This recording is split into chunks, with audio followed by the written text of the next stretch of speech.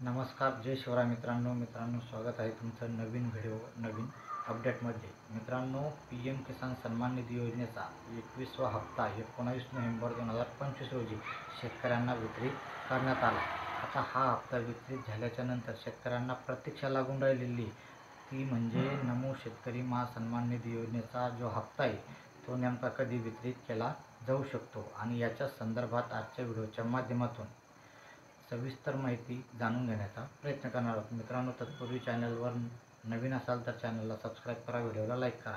मित्रांनो, आपण याच्या आधी देखील पी एम किसानच्या बद्दल म्हणजे कोणत्या लाभार्थ्यांना अपात्र करण्यात आलेले त्याच्या नेमकं कारण काय आहे या संदर्भात सविस्तर व्हिडिओ बनवलेला आहे। मित्रांनो, राज्यातील 90,41,000 शेतकऱ्यांना हा 21वा हप्ता वितरित करण्यात आला। मित्रांनो, राज्यातील 2,48,032 शेतकऱ्यांना या पी एम किसान योजनेच्या जे हप्ते त्याच्यापासून म्हणजे अपात्र करण्यात आलेले आहे। मित्रांनो, आता सध्या जर का नमो शेतकरी महासन्मान निधी योजनेच्या हप्त्याच्या संदर्भात जर का विचार केला तर सध्या राज्यामध्ये नगरपंचायती आणि नगरपरिषदा याची निवडणुकीची जी आचारसंहिता आहे ती चालू आहे आणि हे याचं इलेक्शन 2 डिसेंबर रोजी तर निकाल 3 डिसेंबर रोजी लागणार आहे। म्हणजे पहिल्या टप्प्यातील जी आचारसंहिता आहे ही 3 डिसेंबर नंतर तात्पुरत्या स्वरूपामध्ये स्थगित केली जाणार आहे आणि त्याच्यानंतर 8 डिसेंबर ते 19 डिसेंबर या कार्यकाळामध्ये राज्याचं जे हिवाळी अधिवेशन आहे ते अधिवेशन होणार आहे।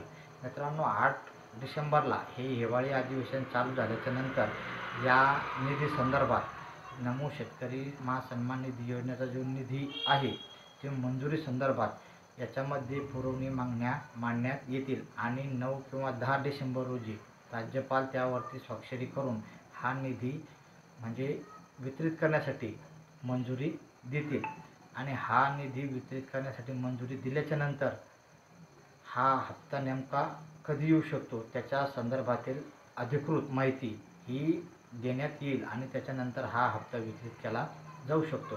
मित्रांनो, तोपर्यंत तरी हा नमो शेतकरी महासन्मान निधी योजनेचा हप्ता आहे तो वितरित केला जाऊ शकत नाही, कारण त्याच्या संदर्भातला निधी अजून त्याच्या संदर्भातील जी मंजुरी ती देण्यात आलेली नाही।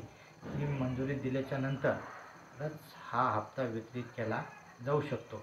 त्याच्यामध्ये हिवाळी अधिवेशन मग 15 किंवा 16 तारखेच्या दरम्यान हा हप्ता वितरित केला जाऊ शकतो। पण स्थानिक स्वराज्य संस्थेच्या निवडणुका या 31 जानेवारी 2025 पूर्वी म्हणजे घेण्यात याव्यात असा निर्णय म्हणजे जो आदेश आहे तो कोर्टाने दिला असल्या कारणानं पुन्हा निवडणुकीची आचारसंहिता याच्यामध्ये हा निधी अडकून पडू शकतो सांगता येणार नाही। जर का तो निधी अडकून पडला तर हा निधी वितरणाला वेळ देखील लागू शकतो। पण नेमकं आता हे निधी मंजूर कधी होतो याच्यावरती सगळ्या गोष्टी क्लिअर होणार आहे आणि त्याच्यामध्ये म्हणजे ही जेन्युइन माहिती याच्यामध्ये असं काही वेगळं विशेष गोष्ट नाही आहे, कारण आचारसंहिता असल्यामुळे सध्या ते जी आर काढू शकत नाही, निधी वितरित करू शकत नाही आणि हिवाळी अधिवेशनामध्ये ते मात्र त्याच्या संदर्भातील जे हे पुरवण्या मागण्या मांडतील आणि त्याच्यानंतरच हा निधी वितरित होण्यासाठी मंजुरी मिळू शकते।